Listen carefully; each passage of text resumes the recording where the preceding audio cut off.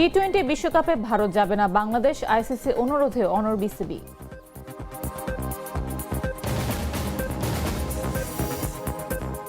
নির্বাচন ও গণভোটের মাধ্যমে ভবিষ্যৎ নির্ধারণ হবে দেশের, মন্তব্য প্রধান উপদেষ্টার।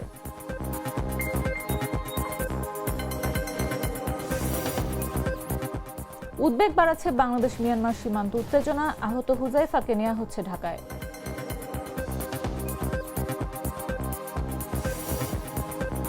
চুয়াডাঙ্গায় সেনা হেফাজতে বিএনপি নেতার মৃত্যু, কমান্ডার সহ সেনা সদস্যদের প্রত্যাহার ও তদন্ত কমিটি গঠন। এবং বিক্ষোভ সহিংসতা, নিহত প্রায় 2000 জানিয়েছেন ইরানি কর্মকর্তা।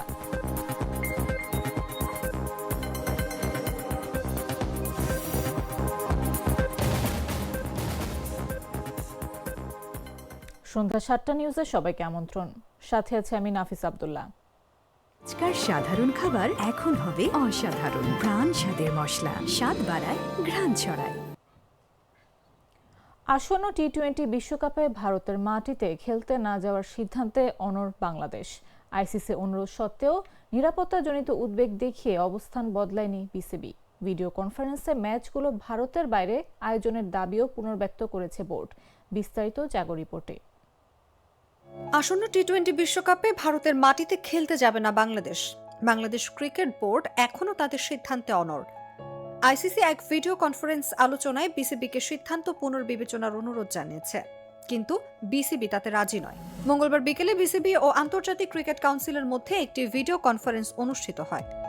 ভিডিও কনফারেন্সে বিসিবির পক্ষে উপস্থিত ছিলেন বোর্ড সভাপতি আমিনুল ইসলাম বুলবুল, সহসভাপতি মোহাম্মদ সাখাওয়াত হোসেন ও ফারুক আহমেদ, পরিচালক ও ক্রিকেট অপারেশনস কমিটির চেয়ারম্যান নাজমুল আবেদিন এবং প্রধান নির্বাহী কর্মকর্তা নিজামুদ্দিন চৌধুরী। আলোচনায় বিসিবি ভারতে সফর না করার সিদ্ধান্তের বিষয়ে নিজেদের অবস্থান পুনর্ব্যক্ত করে। বোর্ডের পক্ষ থেকে জানানো হয়, নিরাপত্তাজনিত উদ্বেগের কারণেই এই সিদ্ধান্ত নেওয়া হয়েছে। একই সঙ্গে আইসিসির কাছে বাংলাদেশের ম্যাচগুলো ভারতের বাইরে আয়োজনের অনুরোধও পুনরায় জানানো হয়। এ সময় আইসিসি জানায়, টুর্নামেন্টের সূচি ইতোমধ্যে ঘোষণা করা হয়েছে এবং বিসিবিকে তাদের অবস্থান পুনর্বিবেচনার অনুরোধ জানানো হয়। তবে বিসিবি তাদের সিদ্ধান্তে অনড় থাকার কথা জানায়। উভয় পক্ষই বিষয়টির সম্ভাব্য সমাধান খুঁজে বের করতে আলোচনার ধারাবাহিকতা বজায় রাখার ব্যাপারে একমত হয়েছে। বিসিবি জানিয়েছে, খেলোয়াড়, কর্মকর্তা ও স্টাফদের নিরাপত্তা এবং কল্যাণ নিশ্চিত করাই তাদের সর্বোচ্চ অগ্রাধিকার। একই সঙ্গে বিষয়টি সমাধানে আইসিসির সঙ্গে গঠনমূলক আলোচনা চালিয়ে যাওয়ার প্রতিশ্রুতি দিয়েছে বোর্ড। ফেব্রুয়ারিতে নির্বাচন ও গণভোটের মাধ্যমে দেশের ভবিষ্যৎ নির্ধারণ হবে বলে মন্তব্য করেছেন প্রধান উপদেষ্টা ডক্টর মোহাম্মদ ইউনূস। বলেন, আগামী ফেব্রুয়ারিতে নির্বাচন, জুলাই চার্টার তৈরি হয়েছে, ভোটের মাধ্যমে নির্ধারিত হবে ভবিষ্যতের বাংলাদেশ। মঙ্গলবার সকালে রাজধানীর লা মেরিডিয়ান হোটেলে উচ্চশিক্ষার বর্তমান অবস্থা এবং ভবিষ্যৎ দিক নির্দেশনা 2026 শীর্ষক দক্ষিণ এশীয় আঞ্চলিক সম্মেলনের উদ্বোধনী অনুষ্ঠানে তিনি এসব কথা বলেন। I'm part of the community. That's where my life is spent, and my work was shaped. My ideas were developed. I'll be missing out everything that you'll be talking about. নির্বাচন সামনে রেখে জামাতে ইসলামী, জাতীয় নাগরিক পার্টি ও তাদের শরিক 11 দলের মধ্যে আসন সমঝোতার আলোচনা চললেও এখনও চূড়ান্ত ঐকমত্যে পৌঁছাতে পারেনি। সমঝোতা না হলে মোট আসনের অন্তত 5 থেকে 10% উন্মুক্ত রাখার সিদ্ধান্ত আসতে পারে। প্রার্থী চূড়ান্ত হলে চলতি সপ্তাহে আসতে পারে আনুষ্ঠানিক ঘোষণা।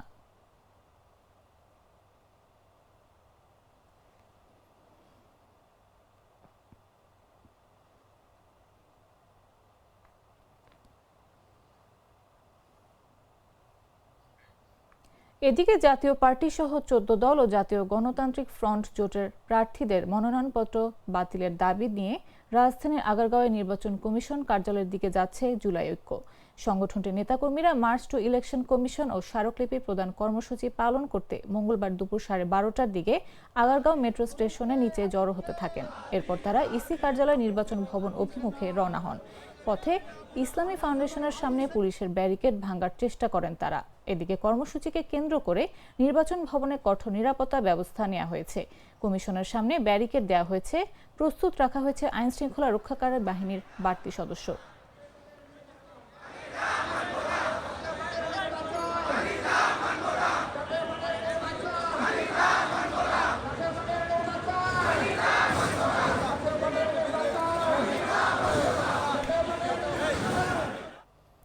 বাংলাদেশ মিয়ানমার সীমান্তে নিরাপত্তা পরিস্থিতি আবারও উদ্বেগজনক হয়ে উঠেছে। সীমান্ত এলাকায় মাইন বিস্ফোরণ, গুলিবর্ষণে শিশু আহত হওয়া এবং অনুপ্রবেশের ঘটনায় টেকনাফ জুড়ে ছড়িয়ে পড়েছে আতঙ্ক। মিয়ানমারের রাখাইন রাজ্যে চলমান ত্রিমুখী সংঘাতের প্রভাব ক্রমেই বাংলাদেশ অংশে পড়তে থাকায় সীমান্তবাসী নিরাপত্তা নিয়ে নতুন করে শঙ্কা তৈরি হয়েছে। বিস্তারিত জাগো ডেস্ক রিপোর্টে।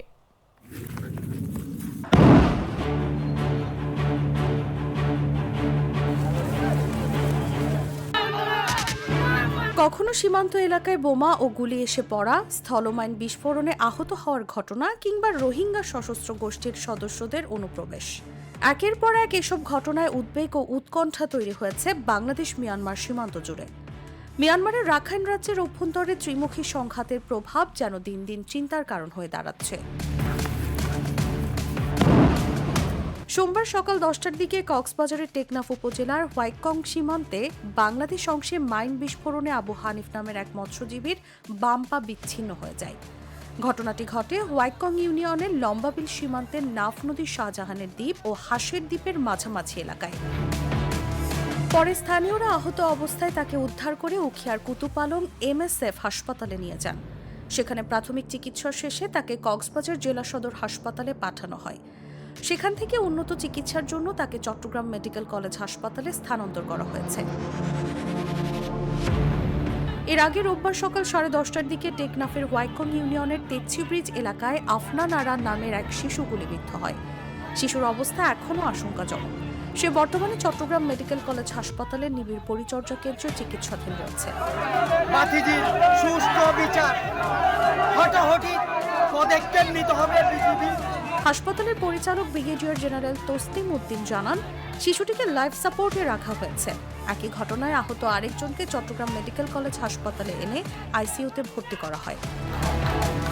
এছাড়াও কক্সবাজার জেলা পুলিশের দেওয়া তথ্য মতে 12 জানুয়ারি পর্যন্ত 57 জন অনুপ্রবেশকারী টেকনাফ থানা পুলিশের হেফাজতে রয়েছে। তাদের মধ্যে একজন আহত রয়েছেন। এ ঘটনায় বিজিবির পক্ষ থেকে মামলা দায়েরের প্রক্রিয়া চলছে। মামলা দায়ের হলে আইন অনুযায়ী পরবর্তী ব্যবস্থা নেওয়া হবে। এদিকে সীমান্ত এলাকায় একের পর এক ঘটনায় উদ্বিগ্ন হয়ে টেকনাফে মানববন্ধন করেছে স্থানীয় বাসিন্দারা। সোমবার বেলা 11টার দিকে হোয়াইকং তেচ্ছি ব্রিজ হাইওয়ে সড়কে এই মানববন্ধনের আয়োজন করা হয়। এতে বিভিন্ন শ্রেণী পেশার মানুষ অংশ নেন। মানববন্ধনে অংশগ্রহণকারীরা মিয়ানমারের সীমান্তবর্তী এলাকা থেকে নির্বিচারে গুলি বর্ষণের তীব্র নিন্দা জানান এবং অবিলম্বে এসব হামলা বন্ধের দাবি জানান। বক্তারা জাতিসংঘ সহ আন্তর্জাতিক সম্প্রদায়ের দৃষ্টি আকর্ষণ করে বলেন, মিয়ানমারের অভ্যন্তরীণ সংঘাত যেন বাংলাদেশে এসে নিরীহ মানুষের প্রাণহানি ঘটাতে না পারে, সেজন্য আন্তর্জাতিক চাপ সৃষ্টি করা প্রয়োজন। সীমান্তবাসীর দাবি, মিয়ানমারের বিদ্রোহী গোষ্ঠী আরাকান আর্মির আস্তানা ঘিরে দেশটির সেনাবাহিনী বিমান ও ড্রোন হামলা চালাচ্ছে। একই সঙ্গে রোহিঙ্গা সশস্ত্র গোষ্ঠীর সদস্যরা সেনাবাহিনীর পক্ষ থেকে স্থলভাগে আরাকান আর্মির সঙ্গে সংঘাতে জড়াচ্ছে। এসব সংঘাতের প্রভাবে এখন সীমান্ত পেরিয়ে বাংলাদেশে এসে পড়েছে।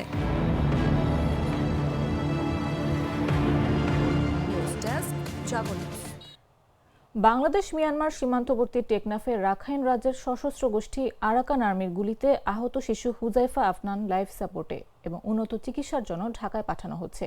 মঙ্গলবার বিষয়টি নিশ্চিত করেছেন চট্টগ্রাম মেডিকেল কলেজ হাসপাতালের পরিচালক ব্রিগেডিয়ার জেনারেল তসলিম উদ্দিন। তিনি জানান, রোববার বিকাল 4:30টার দিকে গুরুতর আহত অবস্থায় আফনানকে চমেক হাসপাতালে ভর্তি করা হয়। এখন পর্যন্ত তার শারীরিক অবস্থার কোনো উন্নতি হয়নি। গুলিটি এখনো মস্তিষ্কের ভেতরেই রয়ে গেছে, যা বের করা সম্ভব হয়নি। উন্নত চিকিৎসার জন্য মেডিকেল বোর্ডের সিদ্ধান্ত অনুযায়ী তাকে ঢাকায় পাঠানো হচ্ছে। তিনি আরও জানান, ঢাকার national institute of neuroscience and হাসপাতালে তাকে পাঠানো হচ্ছে উন্নত চিকিৎসার জন্য। মঙ্গলবার বেলা 11টায় শিশু আফনানের চিকিৎসার জন্য গঠিত মেডিকেল বোর্ডের বৈঠকে তাকে দ্রুত রাজধানীতে স্থানান্তরের সুপারিশ করা হয়।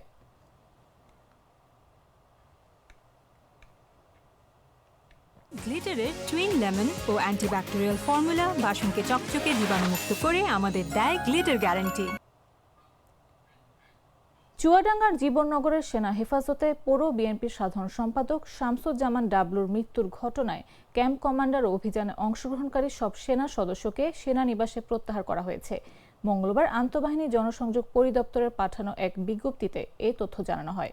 আইএসপিআর জানায়, গেল 12 জানুয়ারি রাত 11টার দিকে চুয়াডাঙ্গার জীবননগর উপজেলায় সুনির্দিষ্ট গোয়েন্দা তথ্যের ভিত্তিতে অবৈধ অস্ত্র উদ্ধারের লক্ষ্যে যৌথ বাহিনী একটি বিশেষ অভিযান পরিচালনা করে। অভিযানকালে জীবননগর উপজেলার স্বাস্থ্য কমপ্লেক্স সংলগ্ন একটি ওষুধের দোকান থেকে অবৈধ অস্ত্র রাখার অভিযোগে মোহাম্মদ শামসুজ্জামান ওরফে ডাবলুকে আটক করা হয়।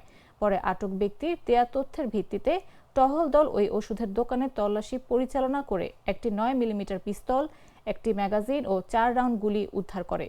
অভিযান শেষে আটক মোহাম্মদ শামসুজ্জামান ওরফে ডাবলু হঠাৎ অসুস্থ হয়ে অচেতন হয়ে পড়লে তাকে দ্রুত জীবননগর উপজেলার স্বাস্থ্য কমপ্লেক্সে নেওয়া হয়। পরে রাত 12:25 কর্তব্যরত চিকিৎসক তাকে মৃত ঘোষণা করেন।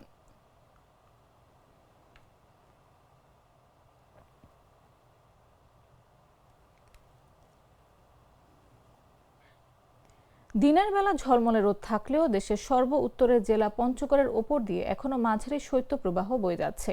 উত্তরের হিমেল বাতাসে শীতের তীব্রতা পুরোপুরি কাটেনি।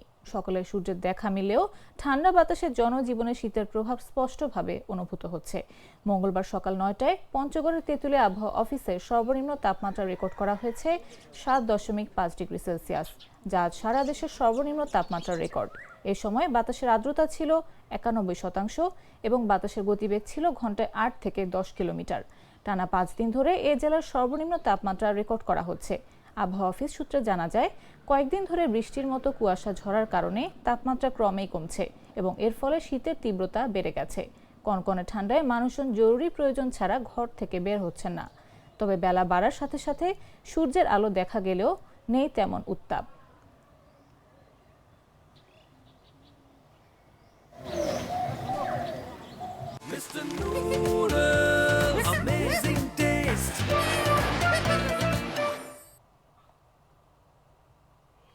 জানাবো আন্তর্জাতিক সংবাদ।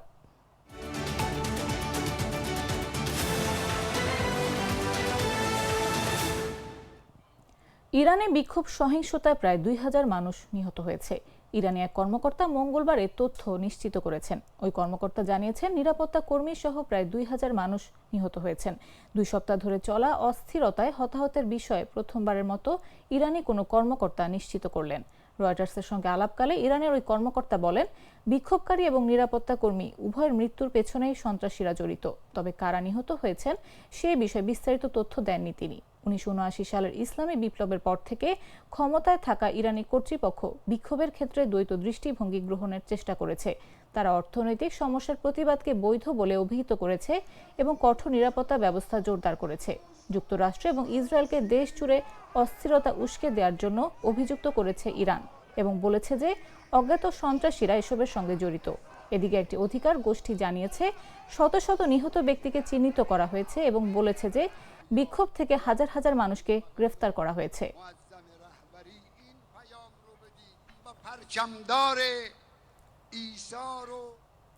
সংবাদ শেষ করার আগে শিরোনামগুলো জানিয়ে দিচ্ছি আরো একবার।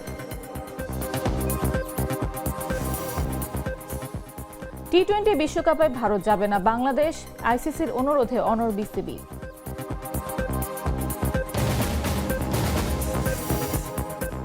নির্বাচন ও গণভোটের মাধ্যমে ভবিষ্যৎ নির্ধারণ হবে দেশের মন্তব্য প্রধান উপদেষ্টার।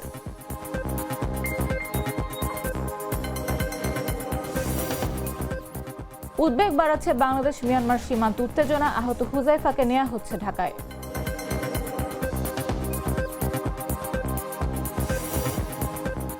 চুয়াডাঙ্গায় সেনা হেফাজতে বিএনপি নেতার মৃত্যু, কমান্ডার সহ সেনা সদস্যদের প্রত্যাহার ও তদন্ত কমিটি গঠন।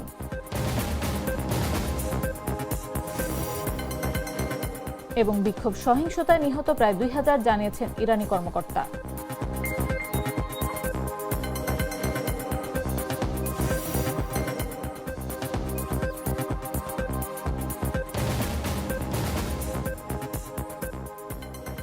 দর্শক, এই ছিল এখনকার মতো।